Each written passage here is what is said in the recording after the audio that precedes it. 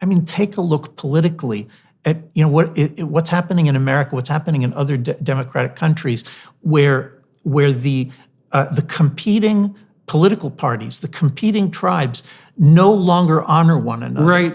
All you need to do is to go back to the Reagan Mondale debates from the 80s and just look at those videos of the way they treat one another. The difference between that kind of politics and the politics we have today, which consists of this constant drumbeat of insult, abuse, slander, dishonoring one another. Look, it's just like a marriage. If you want a divorce, if you want a civil war, then just keep dishonoring the other person. Just keep focusing on everything that's wrong with them, and you'll get your divorce. You'll get your. Hello, everyone watching and listening on YouTube. I have today with me Dr. Yoram Hazony. We're going to talk about his new book. He's written a number of books. We're going to talk about his new book, Conservatism, a Rediscovery. And I'm very much looking forward to that. He's quite a scholar of conservative thought, political thought in general. And so I hope to learn a lot today while I have the opportunity to sift through his knowledge. Welcome, Yoram. It's good to see you. Hello, Jordan. Good to see you. So let's talk about your book. Why a rediscovery? I think most people at this point have figured out that we're undergoing some kind of cultural revolution, and I think this hit a high point 2 years ago in 2020 when people started getting fired from prestigious academic positions and media positions for holding regular liberal positions that people had had for decades. And I wrote this book in order to try to make some order in this cultural revolution. These woke neo-Marxists are obviously not liberals. And it seems that the old liberalism doesn't have the fight and the firepower to be able to roll this back. And the question I think everybody needs to be asking is, what kind of a force would be strong enough to stop it? Everybody talks about all the things that the left is doing wrong, and of course that makes sense. But if we're thinking about opposition to it, the question is what kind of force is going to be strong enough to stop it? And I think to discuss that, you have to go into conservatism. How would you characterize what's happening on the left, do you think? I mean, what's the nature of this cultural revolution?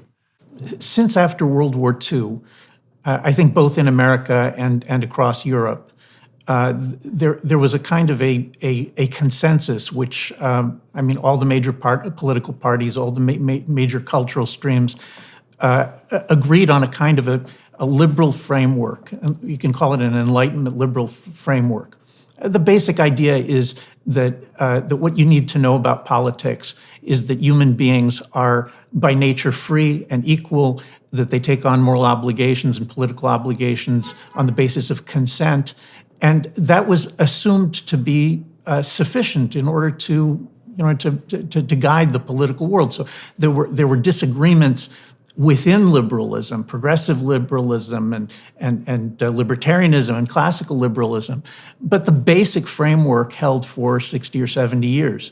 And now, I think the most important thing to understand is that liberalism, which, in a lot of ways, it's very well intentioned, it's very, very noble, but it assumes that children, when they're being raised, that they don't need any kind of traditional guidance. They don't need any kind of customary framework, what people call guardrails today, that are inherited and are consciously inculcated by parents, by churches, by schools. The assumption was, and I think for many, many parents still is, for 2 generations, the assumption was you tell your kids when they're growing up, look, whatever makes you feel good, whatever fulfills you, whatever it is that gives you meaning in life, that's what you should do, and the important thing is to be happy. And that sounds really nice. But as you know from your work and your studies, when you raise kids like that, a great many of them simply reach a kind of a dead end. Whatever makes you feel good, well, they don't know what makes them feel good. And into that vacuum steps in this woke neo-Marxist movement, which has answers. It gives people answers, and the surprise is that all of these mainstream liberals thought that if you just told kids, use your reason, think for yourselves, figure it out for yourselves, we trust you, that everybody would sort of come to something normal. But it turns out that that's not true. When you tell all the young people for 2 generations, just think for yourselves, whatever looks good to you, it turns out that a great many of them are much more attracted to Marxism, and some of them even to fascism, than to the mainstream liberalism. So that went on for 2 generations, and now it's collapsed. I mean, basically 2020 was the year that the hegemony of the mainstream liberal ideas came to an end. There's still obviously lots of liberals running around, but in terms of the assumptions of the society, right now we actually have this woke neo-Marxism seeking to impose a new hegemony, and they're frighteningly close. So it seems to me that you could make a case that classic liberalism worked because it was running on stored cultural capital in some sense. Is that when the institutions that you're speaking about were more or less intact, so that would be church, let's say, family, stable monogamous heterosexual marriages, and civic society, membership in clubs and that sort of thing. When all of that was functioning, then in principle, it was possible to treat people like they were autonomous, reasonable individuals, because you had already laid the groundwork for something approximating a shared ethos. But as that evaporated, because people became more atomistic and hedonistic, then the shared ethos started to deteriorate and other idea sets became more attractive. Does that seem approximately correct? I think that's exactly right. I would just add the loyalty to a national framework, to a nation. So basically, if people are raised with loyalties to family, to a congregation, to a community, and then to a larger nation, then they know something about where they are. They can criticize, they can argue about, how are we going to organize these loyalties? How can we improve things? But exactly as you said, if they don't grow up with those things, if those things are no longer clear because the cultural capital, as you say, is running down, the inheritance is basically being spent, and once that inheritance is gone, then there are no limits. There is no framework. There's no common sense. I mean, what we call common sense is always the common sense of a particular nation or community or family. And once those things have broken down, there is no common sense, and people actually are willing to consider, just about any crazy, evil thing. So I've been thinking a fair bit about the potential contribution of I would say, clinical and counseling psychologists to this mess, because there was a tremendous emphasis probably throughout the whole 100-year course of the development, say, of clinical psychology and clinical psychiatry on sanity as something in some real sense internal to the individual. And so you can see that, I would say, in its most stellar exemplars in the humanist psychologists of the 1960s, and it kind of figures that would occur in the 1960s, that you were sane and capable of psychological well-being if you were well constituted psychologically. But I've been thinking more recently that that's not a very useful model of sanity, because it downplays the social embeddedness that characterizes people who are psychologically stable and therefore capable of happiness. If you're stable, you're not anxious, you're not completely ridden with negative emotion. That doesn't necessarily mean you're happy, but if if you do a careful analysis of what people mean when they say they want to be happy, what they really mean is they don't want to be miserable. And happiness is like the icing on the cake, but they definitely don't want to be anxious and frustrated and disappointed and in pain and confused and aimless and all of that. And so it isn't obvious to me at all that it's possible to be psychologically intact in isolation. I think the most potent proof of that is even hardened criminals, antisocial types, find being in solitary confinement almost intolerable. And so if that's the case, you might ask, well, what exactly is social being doing for us? And if you're married, you have someone who's somewhat different than you to keep you in check constantly. Like married couples are throwing back and forth information to each other about how to regulate the relationship and themselves nonstop. That's pretty much all of what communication consists of. And then if you have children or your parents, your siblings, let's say that immediate family, the same thing is happening, is that people are monitoring one another and providing each other with feedback about how to behave and how to think. And then that's nested inside a civic community, and that's nested inside a state or a province, and then that's nested inside a country. And sanity seems to be something like, and maybe all of that's nested inside some religious presuppositions.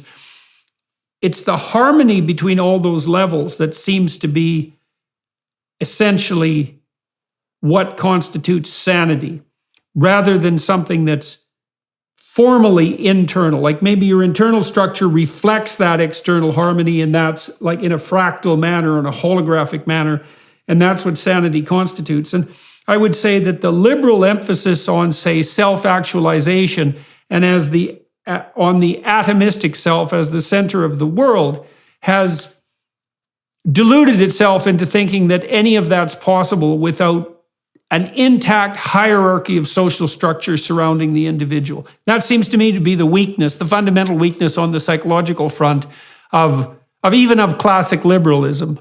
I think that's exactly right. And I think that you were already speaking pretty much to this in your earlier work when you were telling young people, look, you need to find your place within some kind of social hierarchy, and this is actually the extension of your earlier argument. I mean, both of us are drawing on Durkheim's insight that. Look, if you want to know what is it that leads people to suicide, then it's anomie. And what is that? Right. That's the lack of a directional sense, a set of guardrails, which comes from those nested hierarchies that you are describing. If the individual, now none of this means that an individual can't, if he or she is unhappy, can't look for a different place in a different hierarchy. But the point is that wherever they end up, if they're going to be motivated and directed and feel like their life has meaning and purpose and direction, it's going to be because they have found their place in a hierarchy that works for them. And liberalism simply doesn't touch on this central human need. By the way, the Marxists are pretty much aware of this. They do think in terms of hierarchies. Of course, their goal is to destroy them, but at least they can see them. Whereas the liberals are always thinking kind of in terms of flat land, that by the time you're 18 or 20, then you're equal to everybody, and the assumption is that everything's level. But the truth is nothing is level. There are always hierarchies, and people feel good when they found the right place in such a hierarchy. By the way, that means that they have something to aspire to move up in the hierarchy. They have some idea of where they're going in life. Yeah, well, you just spoke of guardrails and direction, and that seems about right to me. I mean, when I worked as a clinician and I was trying to understand what made for a good life, let's say when I was dealing with people who were depressed, because, well, often they didn't have the necessary guardrails or direction, and that was part of the reason they were depressed. I mean, depression is complicated, and there's many reasons for it, but it does seem to me to be an incontrovertible truth, and I think that my audiences have responded very well to this proposition, that almost all the meaning that you find in your life that isn't merely a consequence of a narrow and short-sighted hedonism is found in the service you provide to the people who are in your social networks. And that would be, first of all, obviously, your intimate relationship and your family. And then in the hierarchical nested structures that are outside of that, if you're fortunate enough to have them. And the guardrails are that there are codes of behavior that are necessary to abide by, that constitute adhering to the principles of all of those social relationships. And the direction is whatever the joint venture that you're embarking on with others is directed towards. And I don't see that you do have any structure or purpose in your life in the absence of those things. I mean, if you strip someone of their, let's say, embeddedness within an educational institution or within a job or a career, you strip them of their family, you strip them of all their civic responsibility, I suppose perhaps they have their creative endeavors if they happen to be creative people, but even then, they have to be interacting with other people to communicate about their creative endeavors or to monetize them. And without that, there really is nothing. And we also know too that statistical studies of language usage have indicated pretty clearly that thoughts about yourself are indistinguishable from negative emotion. That's how heavily tinged they are with negative emotion. As soon as you become self-conscious, as soon as you start thinking about yourself, you're instantly anxious and miserable. They're the same thing. And so then on the Marxist front, because we talked about the collapse of liberalism, the fact that liberalism in some sense is an empty concept in the absence of these underlying practices and customs, let's say, that are actually embodied, that you actually act out. They're not conceptual precisely. The Marxists, I think, have an advantage over the liberals, and maybe this is one of the things that accounts for the attractiveness of Marxism to young people, is that the Marxists, at least, they have an attitude towards guardrails, which is destroy them, but they also provide a direction, right? And the direction is essentially a revolutionary direction. It combines a critique of hierarchy, concentrating on the idea that hierarchies are intrinsically pathological, but then it also provides direction and group membership. And so that's pretty compelling in the absence of any structure, say, which at least in principle is what would be offered by the classic liberals. Right, but notice that this issue goes all the way back to Marx. Notice that the theory is that hierarchical structures and competition between groups always means that there's going to be oppression, and the goal is always to overthrow the dominant hierarchy. But notice that Marx doesn't answer the question of what's going to come after the revolution.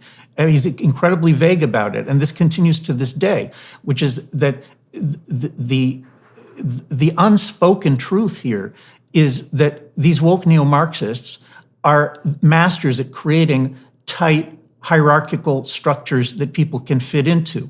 That's the reason that people who get sucked into this woke thing, they sound so much like robots, and they're constantly repeating, precisely the new thing that they're supposed to be saying. And the reason for this is because their own hierarchical structures that they are creating are of the tightest and most disciplined kinds. So there is.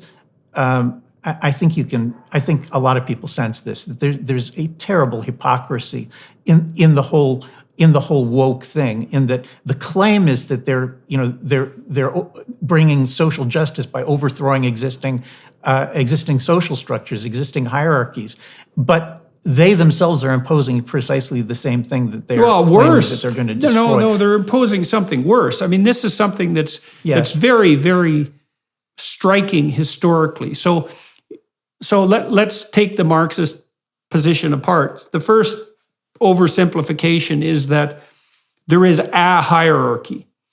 instead of a multiplicity of hierarchies, because in any reasonably functioning modern society, there are innumerable hierarchies. And part of the reason that we can live without being too crushed by hierarchical difference is because, as you said before, you can move from one hierarchy to another. And that might be something as straightforward as changing jobs. Not that that's particularly easy, but it's not impossible. And so if you can't find a place in one economic structure, microstructure, then you can find a place in another. And I think one of the real antidotes to rigid, uniform, monolithic hierarchy is a provision of multiple games. And I think modern societies do a very good job of that.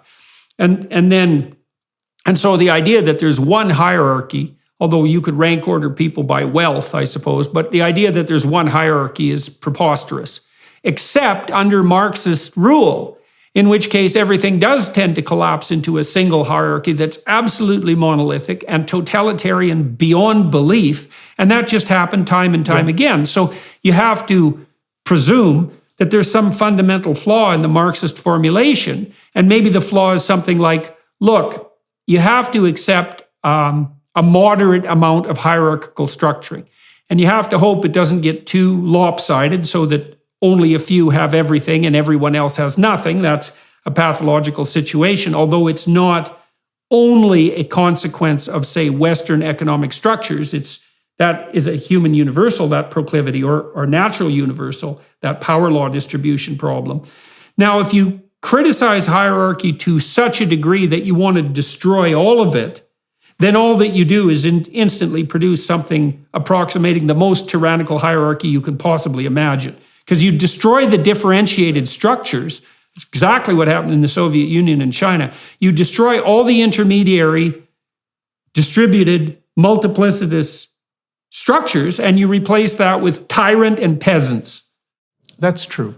But let me push back just a little bit, because I think that a healthy society is one that certainly has a competition of multiple tribes, maybe different religions. I think these things are probably more important to people. People's identities are more tied to regional, ethnic, religious groups than they are to what job they have. And so what I meant about when I said that people can change is that it's always possible if you don't like your nation to move to a different nation. If you don't like your religion, you can convert to a different religion.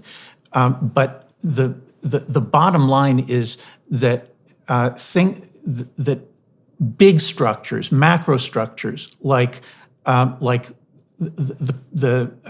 hierarchy that constitutes a nation, those are the things that are missing, I think, from the liberal picture. Of course, a healthy nation, and I would insert the word conservative, is that the difference between a Marxist view of the hierarchical power structures within nation and a conservative view is that a conservative says, look, there's always going to be groups that are more powerful than others. There's no such thing as no hierarchy. There's always going to be a competition among groups, and some groups are going to be more powerful than others. Like the Anglo-Saxon Protestant grouping within the United States for most of its history. And so there are going to be groups that are more powerful than others. But that doesn't mean that the most powerful groups have to oppress the other groups. In a conservative society, there's an ongoing negotiation among the different groups. There's a jostling and a competition, just like in family life. There's a constant bickering and jostling among children for position, and even between a husband and wife. The reason husbands and wives bicker is the reason they squabble is because there's a constant trying to find a place where you feel like you're being properly honored, you feel like you're being properly respected. And in a traditional conservative society, what's going on is that you inherit certain ways of structuring things, and then you can adjust them, you can try to correct them. But the goal of the conservative society is to have a distribution of honors, a distribution of justices, of what people get and where they get placed within the society. And that distribution, the conservatives claim, it doesn't always have to be evil, like the Marxists say. It doesn't always have to be oppressive. You can have a situation in which the more powerful groups understand that they have a responsibility to the weaker groups. And you can argue about exactly what that is. But a mutually beneficial conservative society is one in which the different groups get things out of the collaboration, out of the mutual loyalty. It's not just the strong get things and the weak get crushed, but everybody gets things. And I think that a lot of what conservatives are reacting to when they see what the Marxists are trying to build is that you're trying to grab everything for your group, whereas a traditional conservative society says no, the just balance of honors among the different groups, that's what makes people feel good. That's what makes people loyal to the system. Otherwise, there is no loyalty to the system. There's just oppression. Yeah, well, the Marxists also have the advantage that I would say they have a twofold advantage. First of all, they can appeal to envy, and they're unbelievably good at that. I mean, I think the fundamental motivating force of Marxism is envy. Now, it'd be a close race between that and desire for untrammeled power, but we could certainly start with envy. And it's very easy for people to be envious of anyone who has more of anything than they do. And one of the things that I've really been struck by on the left is the constant presupposition that if someone has more than me, they got it because they're using power in an oppressive way. It's always the cutoff between the oppressor and the oppressed is whatever status I happen to have as a left-wing intellectual. Because I got what I have honestly and through hard work and diligence, but anybody who has more than me obviously took it from the people who are lesser than them. And so that's definitely an appeal to envy. But there's something underneath that, I think, that is more powerful, which is that, and this is a criticism that conservatism is susceptible to, is that hierarchies do tend to degenerate in the direction of arbitrary power when they degenerate. And every hierarchy is degenerate to some degree, right? Because there's a bit of corruption in everything. And so then the Marxists can point to the corruption, especially if they're appealing to young people, and they can say, well, look at that person in that position of authority and the awful things they did that were oppressive and improper. Obviously, everyone who holds any position of authority is corrupt in some fundamental way, and then obviously the whole system is corrupt. And that's given that critique of corruption has warrant in some sense, it's not easy to differentiate and to say, no, look, guys, you got to think this through, is that human institutions aren't perfect, and you have to be awake all the time to make sure they don't degenerate entirely, but that doesn't mean that they're fundamentally corrupt, which is the claim, for example, that America was predicated on the on a positive view towards slavery. It's like, well, obviously, when America was founded, slavery was thriving, and so there was a pro-slavery ethos that was part and parcel of the American project at that point. But the fundamental drive of the system and all of the traditions upon which it was founded was that all men are created equal, men and women are created equal before God. And that was the principle that eventually won out. And it's hard to teach young people, I think, to separate the wheat from the chaff when it's so easy just to throw everything out, especially if there's no immediate consequences, especially when you're lauded for doing so and all your idiot teachers are telling you that's the right thing to do. Right, agreed. Look, the reason that I bothered with the historical chapters in the conservatism book is because I think there's a widespread misunderstanding about conservative thinkers, about Fortescue and Selden and Burke, and for that matter, Washington and Adams and Hamilton, there's kind of this assumption that if you're a conservative, then you just think that whatever exists is fine and it doesn't need to be repaired. When you actually read these sophisticated conservative thinkers, what you find is that none of them think this. The actual view is something much more like what you were describing, that there's corruption in everything, but more than that, every good system decays. Every good system runs down. This is an integral part. You just see this over and over again in Anglo-American conservative thinkers. Is every system runs down. Every system decays, and that's just the way human societies are. So the principal job of the conservative is not to hold on tight to whatever exists. It's to look for restoration. It's to identify what has become corrupt and decayed, and to look for a model either earlier in history or sometimes even just looking at the neighbors, the way that that during the Polish Revolution they looked to the British Constitution for a model, and so the word restoration. It's a lot like the word repentance. Restoration is kind of a national political repentance where you look at something and you say, look, this is decayed. We've gone off course, or there is an inherited evil that can no longer be tolerated, and we have to fix it. And the conservative's job is to find a way to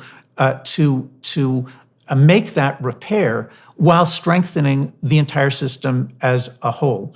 So, I mean, the example of slavery, I think, is it's always on a lot of people's minds, and I think for good reasons. But important to notice that Britain succeeded in eliminating slavery on the basis of the common law in the 1770s without a revolution, without a civil war. And what happened is that Lord Mansfield looked at the integration of the mercantile law over the previous century into the common law, and in a lot of ways that was very good. That's what made it possible for Britain in a lot of ways to become a modern economy. But the idea that human beings could be bought and sold as slaves was imported into the common law by the mercantile law less than at the end of the 1600s. And at a certain point, the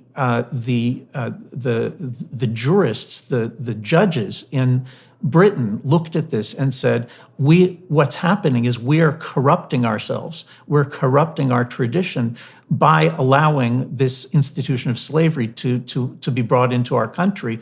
And they eliminated it on the basis of British tradition, the English tradition. They said, English common law does not uphold slavery. A person who is enslaved in England is always enslaved unfairly. Now, the interesting thing is that the Americans, an important part of the Federalist Party's platform during the American Revolution was bringing the English common law in as the law of the new national federal government. Jefferson opposed it, Madison opposed it, but the Federalist Party, the conservatives, they thought that they needed this. They needed this common law inheritance, and America, in fact, does still have that common law inheritance until this day. Now, why is it that if the English could get rid of slavery, without this abstract declaration that all men are created equal, why is it that the Americans couldn't do it? And I think part of this is an optical illusion. I think that the Americans could have done it, but the strength of liberalism in America's founding and going forward comes from the fact that while Washington and his party were genuine conservatives, the American Constitution of 1787 is basically, in many respects, a restoration of the British Constitution. That's what Washington and his party stood for. Jefferson and his party, Tom Paine, these really were Enlightenment liberal radicals. And Jefferson is famous for saying things like, repeatedly, that one generation is a foreign country to the preceding generations, meaning that each generation owes nothing to the past. Each generation receives nothing from the past that can't be simply overthrown and revised. And I think this brings us to the heart of what we're facing today. Because I just read a very interesting scientific paper that's oddly relevant to this. It's really revolutionary. I think it was published in Nature. And it showed, there's this idea that's common currency among evolutionary biologists that mutations are entirely random. And this turns out not to exactly be true. And so there's a hierarchy of genetic stability. And the older the genes are that code for the properties of a given organism, the more likely those genes are to be restored to their original condition if a mutation does occur by DNA repair mechanisms.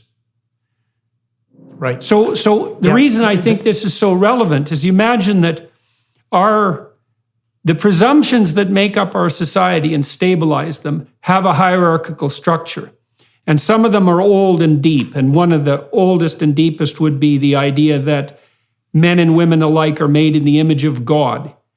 And so that's a very fundamental proposition. And then you might say that, well, the more fundamental a proposition is, the more other propositions depend on it. And then you might say, it's those most fundamental propositions that have to be transmitted from generation to generation. The more peripheral propositions, which are newer, and they would be akin to newer genetic variations in a given organism, the more they're free to vary because not so many things depend on them. And they should vary because their fundamental nature is still up in the air in some sense. But there's a hierarchy of presumptions, and the deeper the presumption, the less it should be amenable to change. I think that can be worked out on the conservative side. I think so. I think you're describing exactly what I'm describing, just from another field. Yeah. By the way, there's this really fascinating passage in Hayek, in Friedrich Hayek, who the great economist and liberal thinker from the middle of the last century. He argues that there's that the emergence of the picture of science as an evolutionary process by trial and error is the transference of the old common law idea of the law as evolutionary, the Constitution as evolutionary. The transfer of that was completely natural, for English and Scottish thinkers who knew that the law was supposedly evolved this way, to begin thinking in the same way about science as trial and error, and that obviously could easily have inspired Darwin as well. Well, then we could think about English common law the same way. So English common law, tell me if I've got any of the details of this wrong, but basically under the English system, the presumption is human beings have all the rights there are intrinsically. And then when people come together and have a dispute, the dispute has to be adjudicated. And once it's adjudicated, that becomes a common law principle. And then those principles are supposed to be bound by precedent. And so then the presuppositions in English common law that have the most precedent are the most fundamental. And so it's an incrementally transforming structure, but it's also hierarchically structured. And it differs from, let's say, the French Civil Code. It certainly differs from systems of thought like Marxism, which are all rational creations and imposed from the top down. And so English common law did have this bottom-up nature, which gives it, well, I would say in some sense, a preeminent status among legal codes around the world. It's a remarkable body of work. Yep, it is. Let me just add, I think your description is apt. Let me just add a couple of points to that. One of them is that the common law is a development coming down the centuries of biblical law. If you go back to the earliest formulations of legal codes in Britain, a lot of it is taken literally, explicitly, directly from law codes in Hebrew scripture. And a second point that's important is that what you're describing, the jostling among individuals, which then create cases that set precedents, that also happens at the constitutional level, not only at the level of individuals competing with one another, for rights, but also if you look at Magna Carta and the Petition of Right and the English Bill of Rights, and then after that the American Bill of Rights. If you look at that as an ongoing jostling between the executive, which originally the king, and the legislature, which was originally the nobles, and what you see is exactly this kind of trial and error to find the right balance, which literally goes on for 1,000 years, and the Constitution that the Americans in 1787 took upon themselves. If you compare it to the earlier English Petition of Right and Bill of Rights, you'll see that virtually all of the rights that appear in the American Constitution are actually things that were already worked out over centuries in this trial and error effort to find the right balance in England. So this means Jefferson is wrong because he didn't, in the manner that you described, that each successive generation is a foreign territory compared to the previous, because he's not taking into account the hierarchical nature of fundamental social presuppositions.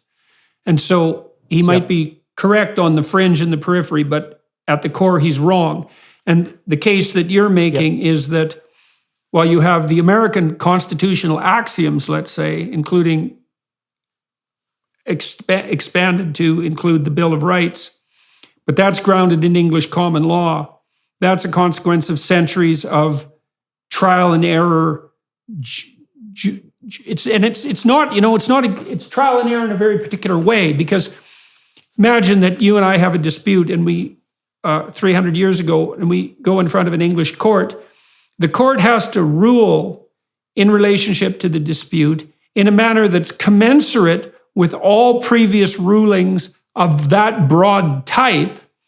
And then the rulings have to be consistent enough with grounded human intuitions of what constitutes a just settlement, so that when the settlement is handed down, the parties involved actually find it acceptable enough not to degenerate into murder. That's super well said. I think that's exactly the point. And if you now want to ask, let's say that we go with Jefferson for a moment, and we say, actually, using reason, like we can just come up with what the right answer is in the 1700s. We don't need the 800 years of trial and error before that. If you go with Jefferson, where you end up is with a view that says, look, I exercised reason. I don't need tradition because I can exercise reason. I don't need an inheritance of ideas and principles and precedents because I can just use reason. If you go in that direction, what happens is that even though your intentions are liberal and not Marxist, your intention is just to allow people to be free of previous generations, that's all, to think for themselves. If you do that, then what you will come up with is something that it runs down, it actively, aggressively runs down the inheritance of common sense and precedents and intuitions that people have gotten. Well, and then you end up with, what is this logic? What is this reason that the liberals are stressing precisely? I mean, if you investigate that from a psychological perspective, I mean, you could think about it as the application of pure logic, but that's foolish because people just aren't that logical, and very few people are trained to think logically in any case. And then with regards to reason itself, unless you're a radical empiricist and you believe that the pathway forward and the guardrails are self-evident as a consequence of exposure to the facts, which is naive beyond belief, then your reason is an empty concept. Because, I mean, if we're reasoning with language, let's say, which would be the most reasonable way of reasoning, because you can communicate with other people that way, every single bloody word you use was crafted by other people. Every phrase has a history. Every sentence is a fragment of a philosophical tradition. And then every profound idea is very unlikely to be original. And so the very tools of reason itself are established by not only by tradition, but by an unbelievably profound hierarchical consensus. Because you and I couldn't even speak unless almost everything we said to each other was comprehensible because of our shared set of assumptions. Again, we can play on the fringes, right? I mean, as long as we're 99% in agreement, we can talk about the 1% where we differ and we can nibble away at the edges. But if we were radically different in our orientation and our individual reason, we couldn't even talk. Right.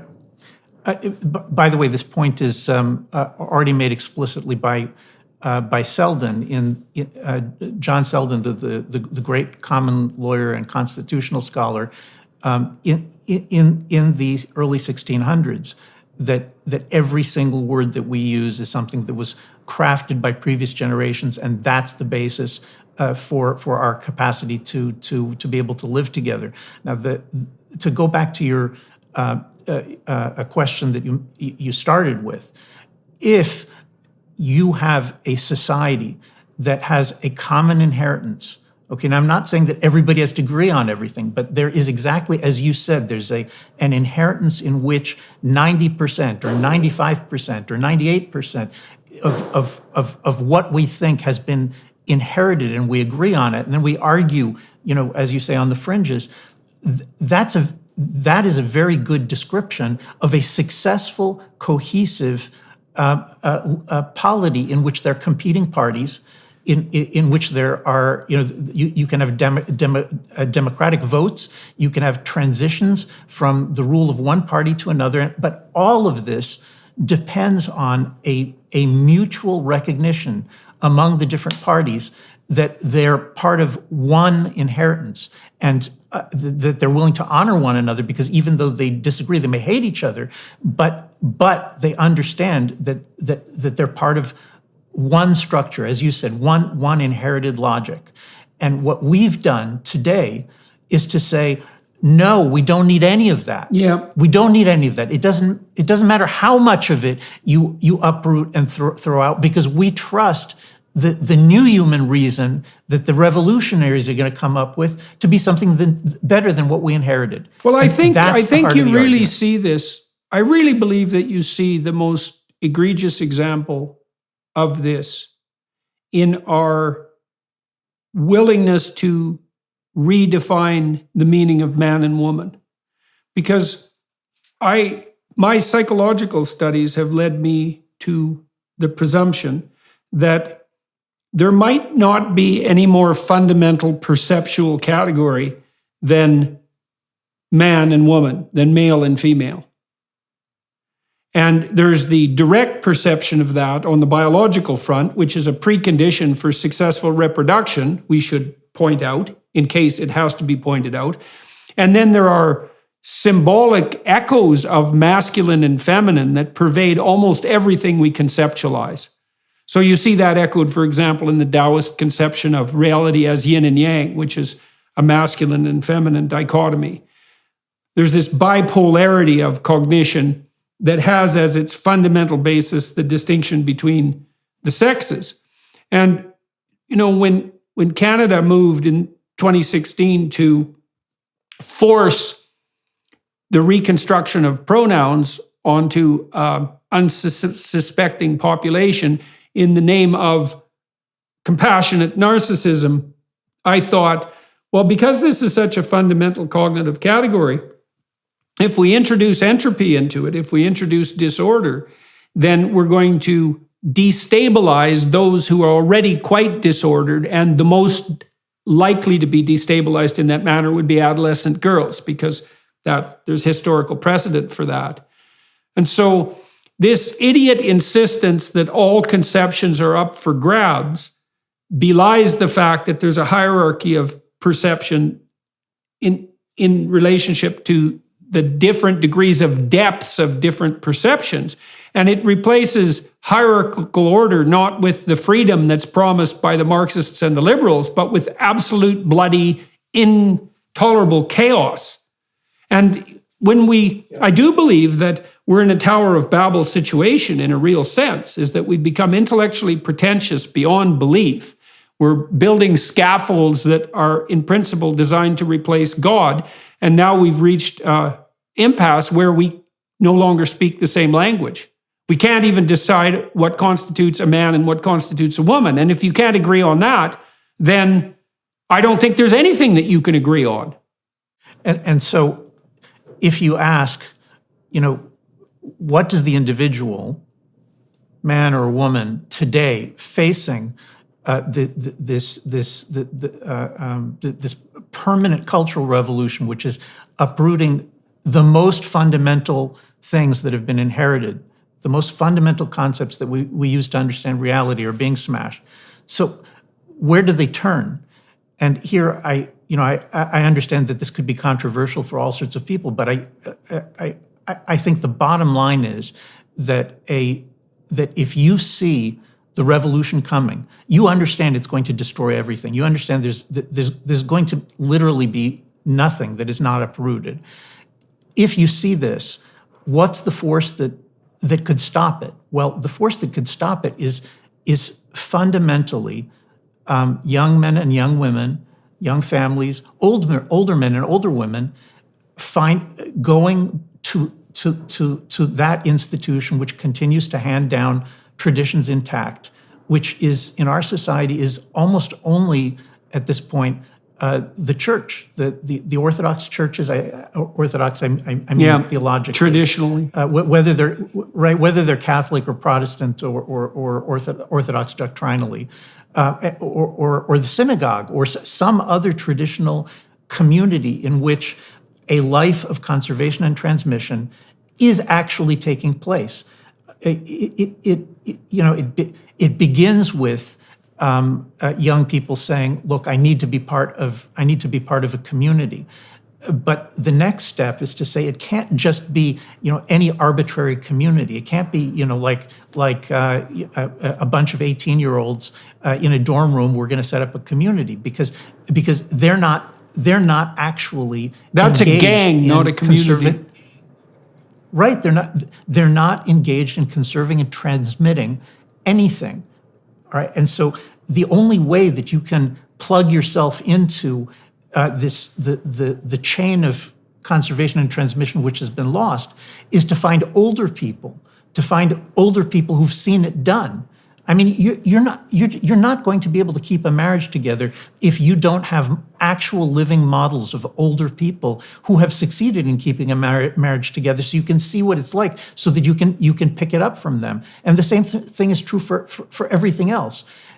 If you want to save yourself, right? And I mean, I think this is true nationally also, but at the moment, if you as an individual, you want to save yourself. Now, I'm not talking about the Christian question about like your eternal salvation. I'm Jewish. I'm talking about you want to save yourself in this life, in this world, all right? And then what you're going to have to do is you're going to have to, I know this is difficult, but you're going to have to go to older people who have a functioning congregation and say, look, I'm coming here to learn. I'm not coming here to judge you. I'm not coming here to preach the things I believe. I'm coming here to learn how a life of conservation and transmission used to work.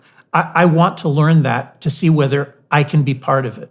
Right? That is a very big change.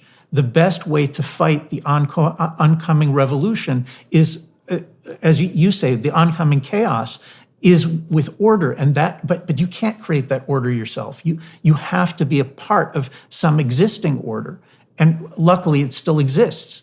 So, in relationship to your comments earlier about the conservatives, thinkers, who I think we should also go through, by the way, making the case that things did fall apart of their own accord. There's a thinker, Mircea Eliade, a great historian of religions, who tracked the commonalities among flood myths across very many different cultures and came up with a formula for why God or the gods would become angry enough to destroy everything in a chaotic catastrophe. And he said, well, the first issue is that things deteriorate of their own accord.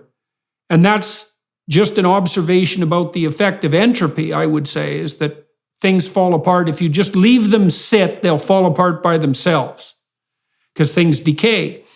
And then Eliade also said that a very common theme was that process of entropic decay was sped along by the sins of men. And what he meant by that was the proclivity for people to be willfully blind. And so imagine that there are small things going wrong in your marriage. Your wife becomes less attentive, or you do. Your attention starts to be attracted by other people, and you just let it slide. You know that something's up, but you don't do the attentive work necessary to do the repairs when the time is appropriate. Well, then you speed the process of decay. And so one of the implications of this was that the central organizing principle of the psyche, and this might be the principle to which religious systems to some degree put forward as the highest possible good, is something like constant attention to that process of decay and communication about it to stem off the ravages of time. You could think about that as an organizing principle of the psyche, a necessary organizing principle of the psyche. So the god Horus, for example, in the ancient Egyptian pantheon, was the all-seeing eye that paid attention and who could see corruption when it emerged. And the Mesopotamian god Marduk had eyes all the way around his head and spoke magic words. And so that seemed to be something like a core organizing principle. And you talked about these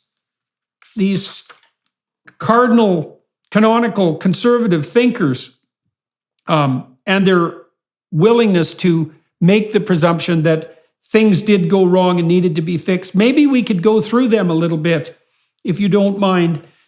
Fortescue, Hooker, Selden, and Burke. And well, before we launch into them, let me just say something about the biblical flood myth and its flood story, I should say, and its relationship to the conversation that we're having. The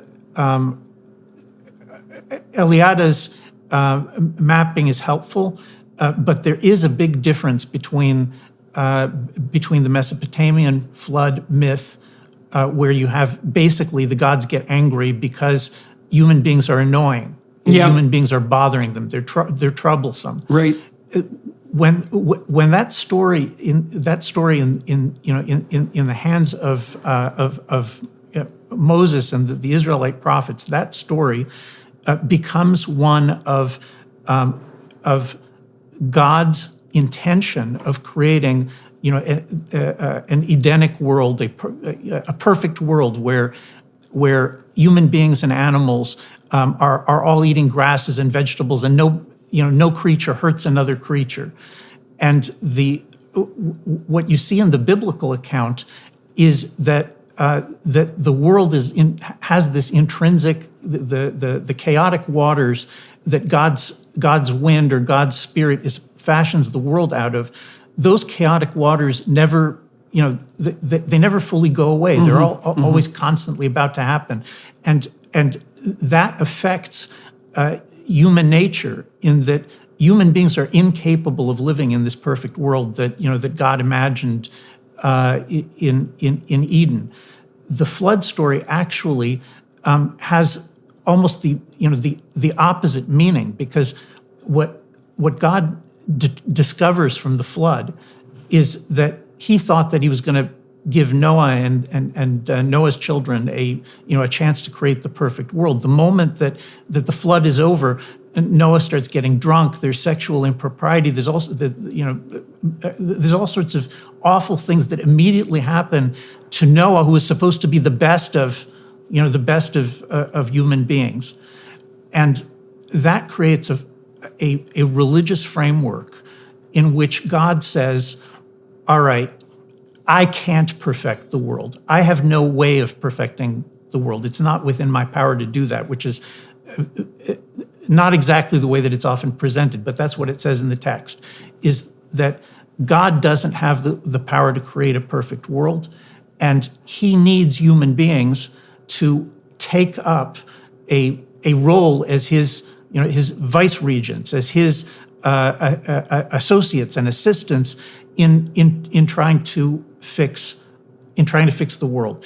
And that structure, notice that it's a hierarchical structure. It's not a metaphor of an all-powerful God that we should just obey. It's a different metaphor. It's a metaphor of a God who actually needs our help. He could destroy the whole world, but he can't fix it without our help. That's the fundamental structure that makes Judaism and later Christianity different from the preceding religions, is that there is a role for man within the hierarchy of the cosmos. God needs us, and the covenant is about us stepping forward and shouldering that responsibility. So another thing that I've seen on my tours is that the call to responsibility has become somewhat of a clarion call. And you can see the Marxists and the environmental types as well capitalizing on the attractiveness of responsibility and destiny to some degree by offering these utopian schemes as a sort of messianic alternative to the enemy of liberalism. Let's put it that way.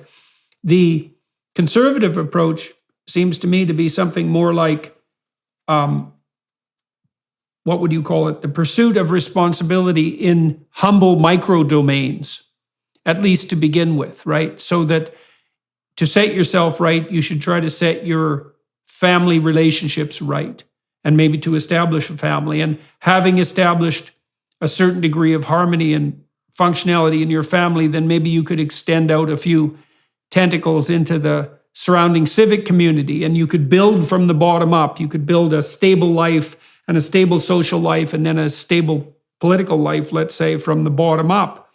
One of the things that I've been heartened by is the fact that if you lay out those arguments to young people, you say, look, you need to be embedded in a social surround and you need to take responsibility for it. And the reason you need that is because that's where you're going to find the purpose of your life. That sounds to me like an echo of this biblical insistence that there actually is something for human beings to do, as long as they don't bite off more than they can chew and get all prideful about it. You said maybe start a family. So this might be controversial with some of your viewers, but in the Jewish version of the biblical tradition, in the Jewish tradition, the starting a family is an obligation that everyone who can do it must do it.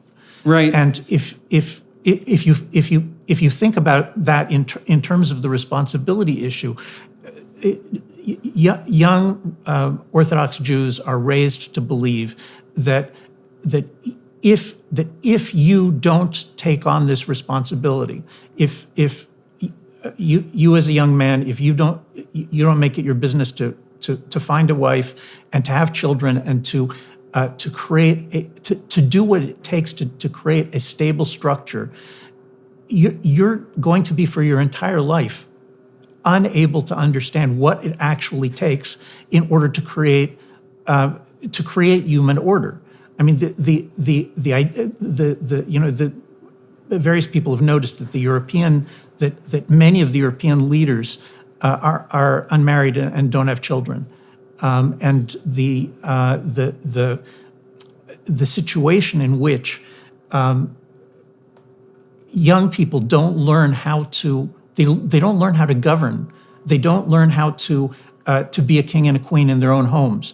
They don't know how to govern a family. They don't know how to hold it together, despite the incredible pain and difficulties that often takes place between men and women, and children are they're sometimes fun, but they're sometimes incredibly difficult, incredibly painful to raise.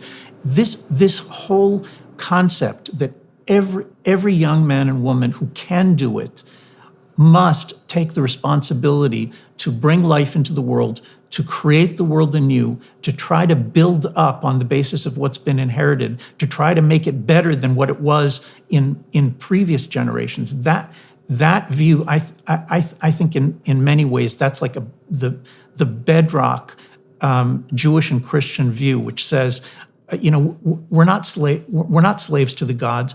We're partners in creating this world, but that means we have an obligation to do the act of creation. And the most fundamental act of creation is creating a family.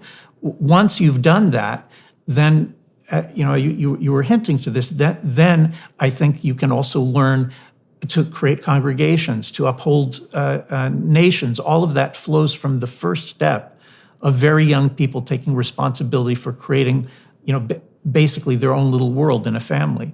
Well, there is no more profound responsibility than that. And so it's an initiation into profound responsibility. I mean, one of the things that happens to a parent and I think it's very difficult for this to happen if you don't become a parent, is that once you're a parent, there is definitely someone in your life who's more important than you are.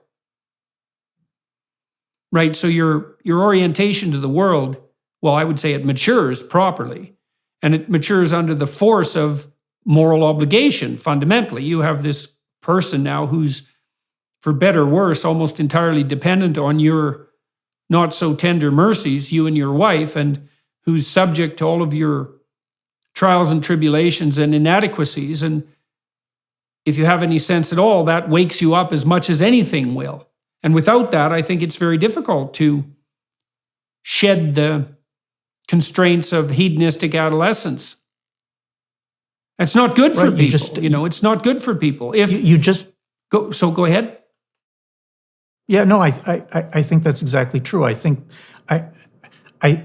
as you said, you can't in a lot of ways you can't actually mature until you've created and are the government of a household.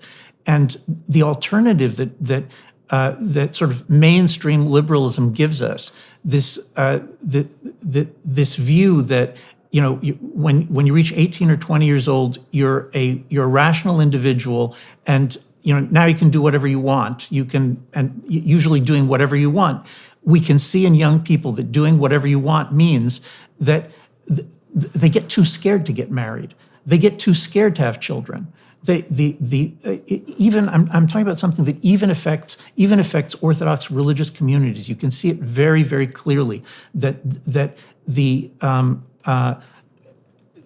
look at these responsibilities as a kind of with terrible fear, as though it's like an enslavement, something they need to spend another 5 years and another 10 years and another 5 years, get more degrees. They need to keep preparing in order to be ready to do it, and that's the opposite of the traditional view that says take the responsibility and then live up to it. You'll grow by living up to it. You'll become a complete person. As the rabbis say, you complete yourself by taking the responsibility of marriage and children. And the alternative is adolescence that's extended forever. What you think that when you're 35 years old and now you're going to start looking to get married, it's going to be easier to get married. You'll actually be more capable of it than you were when you were 23. I don't think that's true at all. I think what you learn during those extra 10 or 15 years of adolescence is to just care for yourself instead of to learn how to create something, to learn how to command something. That idea also highlights, in some sense, both the practical necessity and the inevitability of faith or the lack thereof. I mean, many things in your life you have to throw yourself into without first knowing that you can do it. And I don't mean to do that in an impulsive and foolish manner, like heedless of all risks. I mean that when you get married, you don't know if it's going to work. And in some sense, that's even a foolish question, because the issue is that when you decide to get married, it's the first and foremost decision among 50,000 decisions that are going to determine whether or not you can stay married. And you can boil that down to a question like, did I marry the right person? And the answer to that is always no. And they didn't marry the right person either. And because neither of you are the right person in your current unbelievably flawed condition. And so, but you throw yourself into it thinking that having faith that you can manage it, and also having faith that the alternative, that no matter how dismal the reality, the alternative is likely to be far worse. And I would say the same thing is true on the child rearing front, which is, as you pointed out, it's difficult. It isn't obvious that you're prepared or that extra preparation is really going to help you. But what's the alternative to the difficulty? One of the things I love about the story of Abraham, one of the things I think that makes it such a profound story, is that Abraham is really characterized by quite the protracted adolescence according to the beginning of the story. He's quite old when God finally convinces him to get the hell out of his tent and to get out there in the world.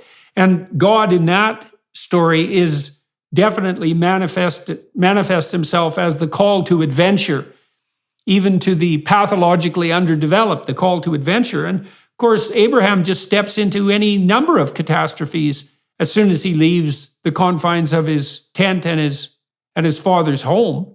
But the story is a triumph in its totality, because despite the fact that he encounters tyranny and the likely loss of his wife at the hands of people who are essentially tyrants, and starvation and war and all of the catastrophes of life, he has a great adventure.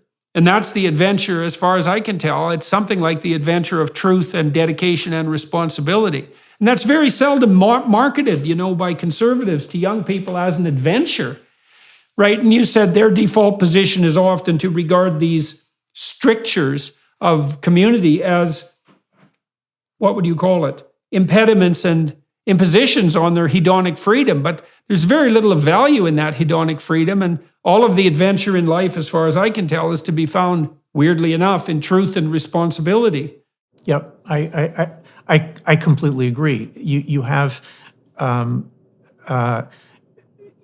God telling Abraham, "Look, I'm going to give you an opportunity to become a great nation, to become a great tradition, to become a teacher of all the peoples in the world."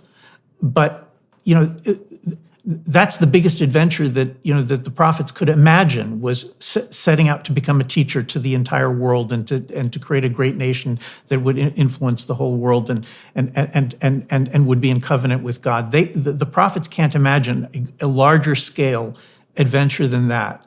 And yet the whole thing pivots around, you take a wife, you have to have a child, you have to raise that child.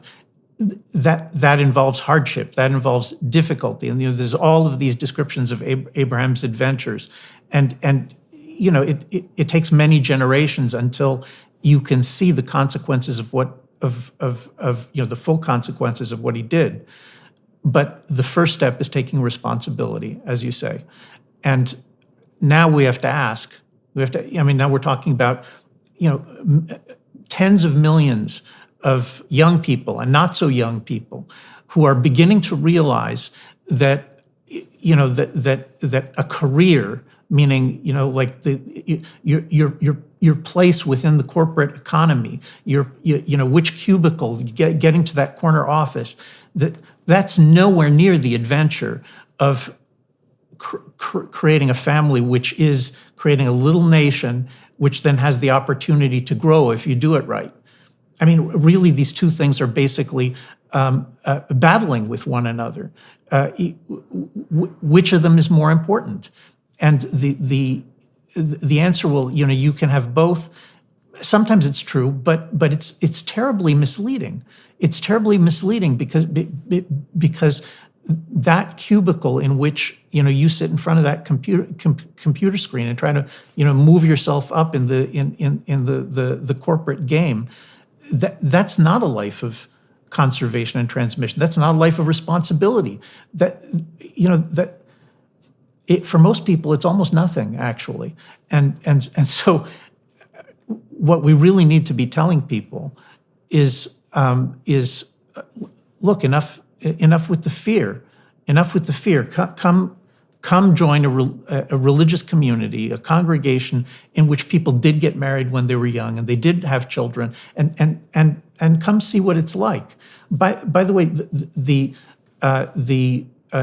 the commandment of being fruitful and having children is only one part of your place in the hierarchy. Another part of your place in the hierarchy is the commandment to honor your parents, and that also is something that young people find incredibly difficult. Whenever I speak in front of young audiences, the moment that I mention, honoring your father and your mother, honoring your teachers, immediately somebody says, well, only if they deserve to be honored, right? I mean, you're not talking about honoring them, if they're terrible. And of course, that loophole basically allows, every single individual young man and woman in the audience to say, well, my parents are, I judge my parents, they're not worthy of being honored. That it begins by going away to college and you don't need to talk to them anymore. And it ends by putting your parents in an old age home and paying somebody else to take care of them in old age. Again, just simply dumping responsibility on somebody else, paying somebody else to take the responsibility. And both parts of this, the fear of bringing children in the world, but also the refusal to admit the biblical truth that you have a lifelong obligation to honor your parents, your father and your mother. You don't choose whether to have that obligation or not. This is like, this is both barrels against the fundamental assumption of liberalism, which is that you choose your obligations. But you don't choose your obligations. You don't choose which family you're born into. You don't choose who your parents are, or who your brothers are, or who your sisters are. You don't even choose who your children are. And so all of these in the end are unchosen obligations. And the question is, are you strong? Are you going to develop the strength of personality, the power and the wisdom, and the ability to uphold these responsibilities in a way that's impressive and classy and powerful and it can also be magnificent. You get to a certain age and you've got all of these decades of I think of my my aunt and uncle who they're in their 80s now, and Orthodox Jews in Israel, and they took a drone photograph of them with the 90 of their biological and adopted descendants who came to like a picnic, and you look at this and you say, they built an empire. They've begun to to alter the face of the world with what they did. What about you? Are you just going to sit it out? No, that honor too. I've been thinking about many of the injunctions on the religious side as moral efforts. So faith, for example, you can pillory it as blind insistence that something that no one could possibly believe to be true is true. Or you could say, no, faith is the courage that it requires to leap into the unknown and to wrestle with possibility itself.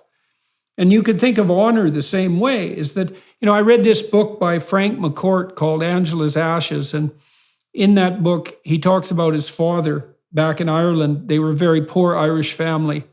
And his father was a absolutely unrepentant alcoholic who drank up every cent the family ever made and had many, many children, number of whom developed very serious illnesses as a consequence of the poverty induced by the father's drinking, and some of whom died.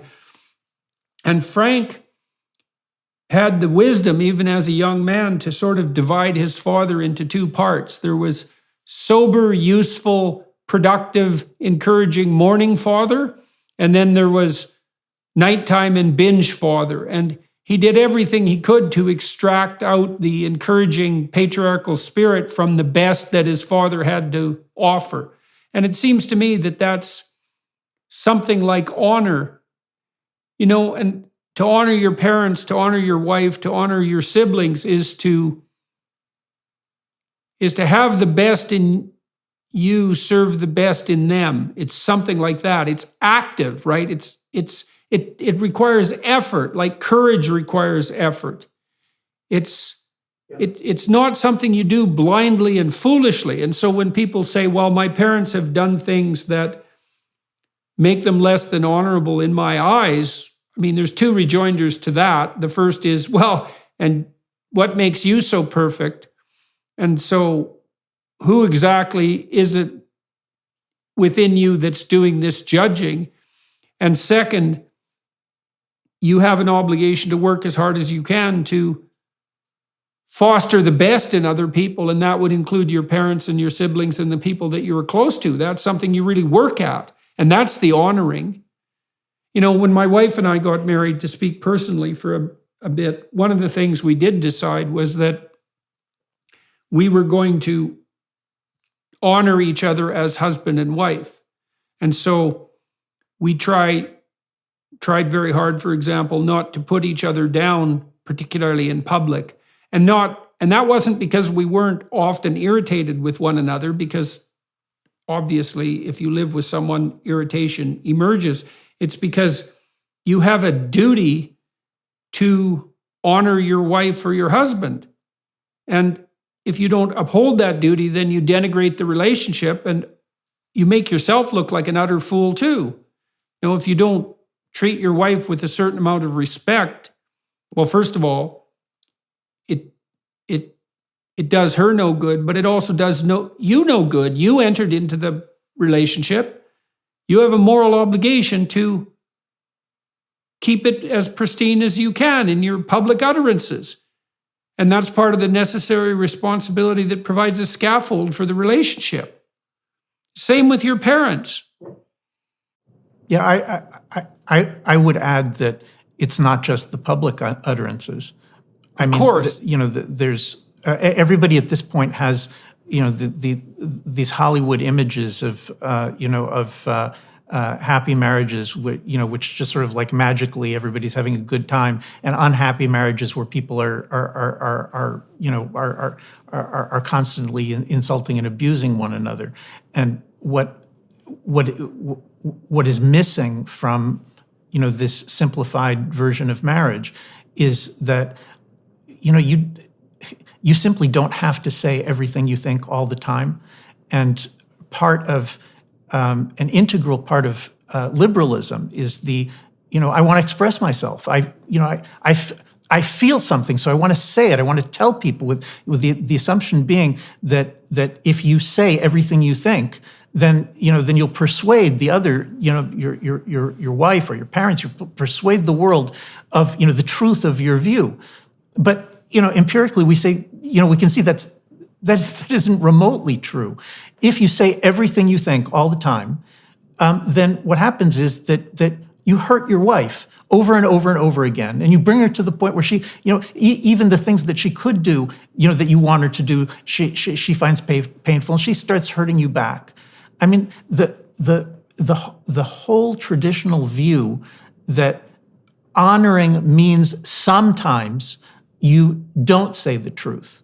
Okay, I'm not saying that you should lie to your wife or your husband. God forbid. I'm not talking about that. But I'm saying that for every 10 criticisms that come to you about your wife, it might be that only one of them is worth saying, and that one maybe shouldn't be worth saying.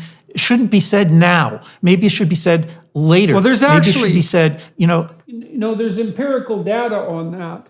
So if you track the utterances of married couples and then you use the utterance tracking to predict the longevity of the relationship, it was found that if the relationship deteriorates to the point where there's one negative comment for every 5 positive comments, then the relationship doesn't maintain itself. So 20% negative is too high. But interestingly enough, there's a bound on the other end too, which is that if the positive to the negative exceeds 11 to 1, the relationship also tends to deteriorate. And so it's something like judicious communication, right? You don't have to make a case that every time something irritates you, that turns into a war. But you can't be a pushover or someone who is naively blind and expect the relationship to maintain itself as well. So this is actually one of the central arguments that I make in my conservatism book, which is that honoring, which is purposely trying to in Hebrew the word is lechabed for honoring. The word is to literally make someone heavy. In English we can say the certain statements or certain words were significant. Here we're talking about making an individual significant by making them weighty, giving weight to their words, saying it was important that you did that, it was good that you did that. This is actually the key to creating a loyal relationship. People don't feel loved if they're not being honored. People don't feel good if they're not being honored. If they're not being honored, they begin to hate. They begin to resent.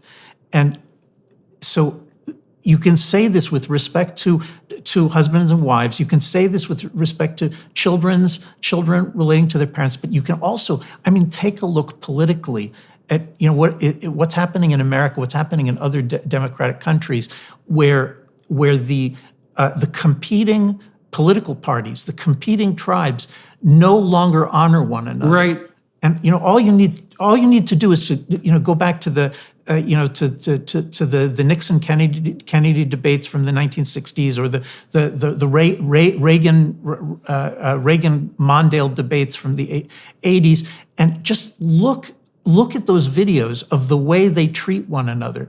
It may be that in their hearts they hate one another and they think they're dangerous people, but look at the way they talk. They're constantly giving honor to the other side because they value the fact that if the other side wins, then they're going to be the loyal opposition. They'll do their best to honor them until the next election. Hopefully they'll win. I don't want to turn this into something like too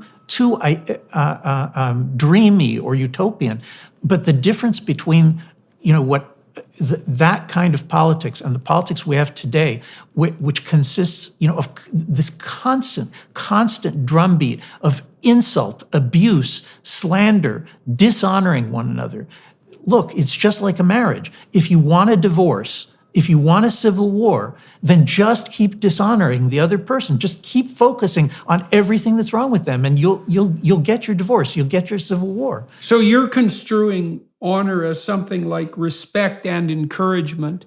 One of the things that B.F. Skinner, who was famously able to train animals to do almost anything, he pointed out that the most effective behavior modification technique, to put it rather coldly, was the use of targeted reward.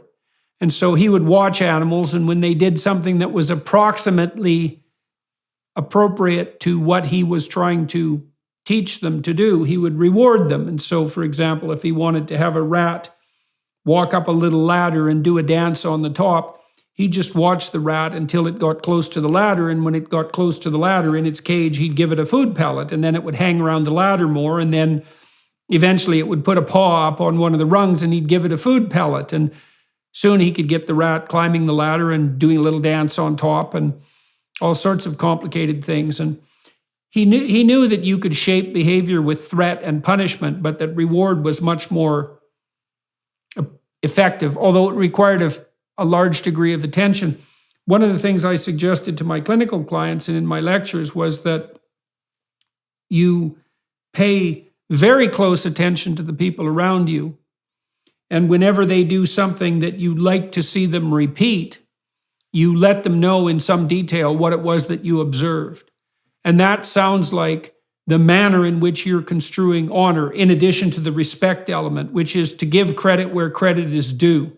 Yeah, this is not simply give credit where credit is due, because as we said before, if your mindset is, I'm judging, I'm critiquing, then you'll easily destroy. I mean, you'll just destroy your parents' worthiness in your own eyes, your wife's worthiness in your own eyes. Your political rival's worthiness in your own. If that's what you're doing, saying, well, I'm going to judge where it's due all the time, you're not going to make it. You're not going to succeed in doing the action, the biblical action of giving honor. The biblical action of giving honor is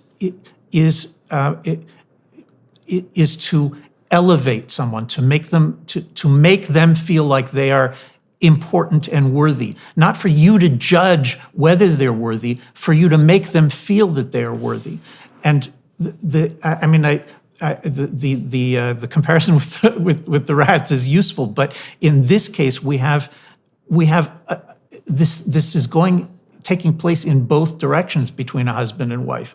If each of them, if I tell my wife why she's worthy, right, she comes away feeling loved and strengthened and important. And if she does it back to me, then I come away feeling loved and strengthened and important. And guess what? The single relationship, that bond, is when it's strengthened from both sides in that way, it becomes something astonishing. I mean, even the whole thing about, well, I don't feel attracted to my wife.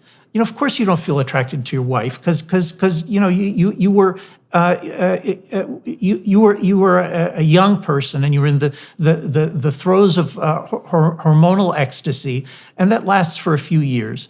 But the key to an attraction is if you keep making her feel worthy, then she'll continue to feel attracted to you. And if she keeps making you feel worthy, then you'll keep feeling attracted to her. There's a direct connection between honoring somebody and their feeling a desire for you. And I'm including physical desire, all kinds of desire. And all of these things are kind of secrets of the traditional society, which have been wiped away by along with the biblical tradition, the assumption that we don't have anything to learn from Scripture or from tradition basically is the key to our inability to maintain long-term any kind of loyalty.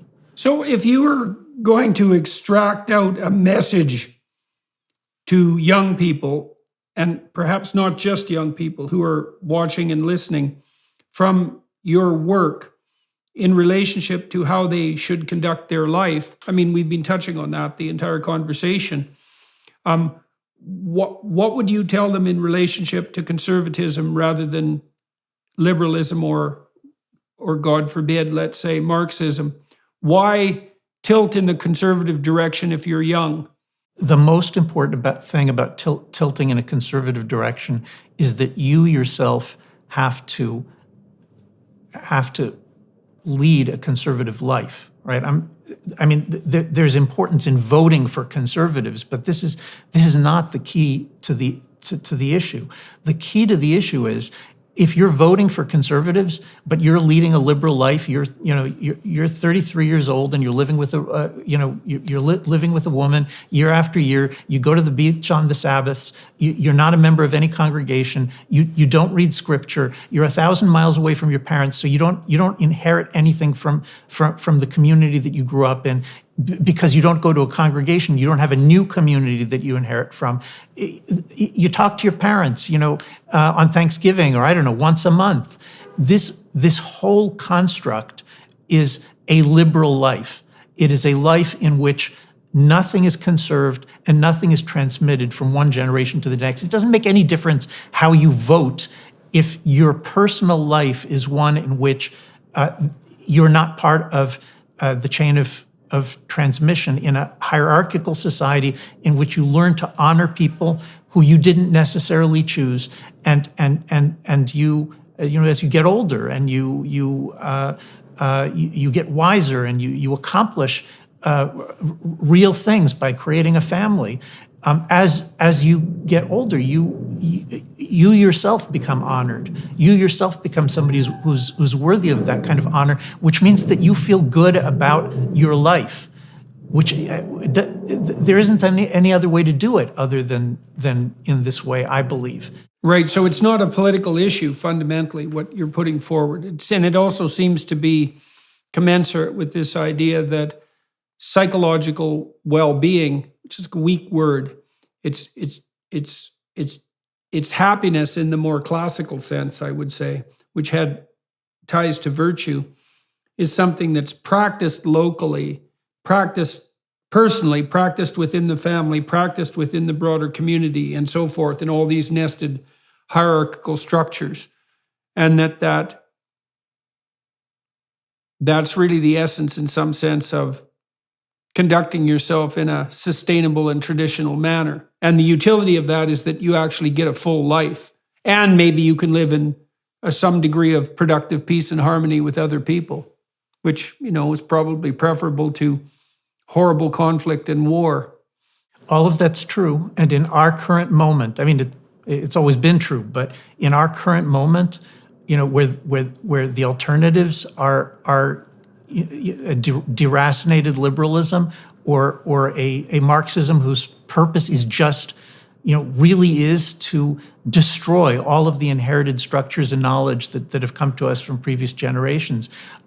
I can't see it. I can't understand how young people or even old people, whose kids went away to college and never came back, why not try a conservative congregation and see whether that can give you the kind of flowering that you're looking for, but you don't have any other way to get it.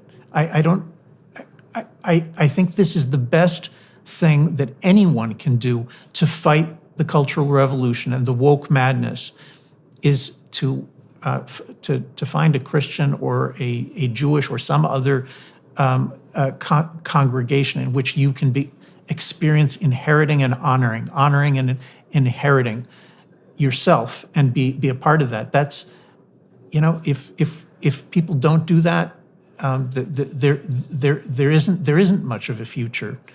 Well, that's a salutary place to draw this conversation to a close, I would say. I'm going to talk to, for all those who are listening and watching, I'm going to talk to Dr. Hazony for another half an hour on the DW Plus platform. I use that time to wander through my guest's biography. I'm very interested in what sets people on a particular path, and also interested in sharing what you might describe as the wisdom of success with as many people who are inclined to listen and watch. And so that'll happen on the Daily Wire Plus platform. In the meantime, thank you to all of you who are watching and listening. Your attention is much appreciated. And thank you, Dr. Yoram Hazony, for speaking with me today and for sharing your thoughts with the listening and watching audience. Much appreciated, sir. My pleasure. Thank you. Hello, everyone.